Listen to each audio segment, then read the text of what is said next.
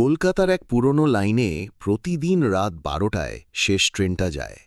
লোকজন বলে এই ট্রেনটা অভিশপ্ত।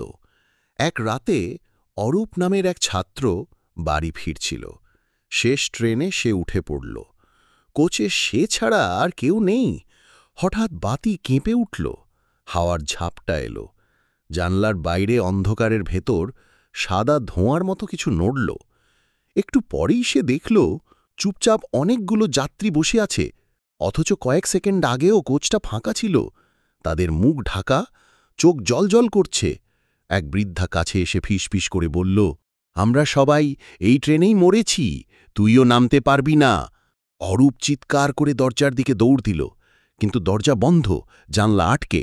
ট্রেনের হুইসেল বেজে উঠল, যেন মৃত মানুষের আর্তনাদ। সকালে লোকজন রেল লাইনের ধারে শুধু অরূপের ব্যাগটা পেল, কিন্তু অরূপ আর কোনো দিন ফেরেনি।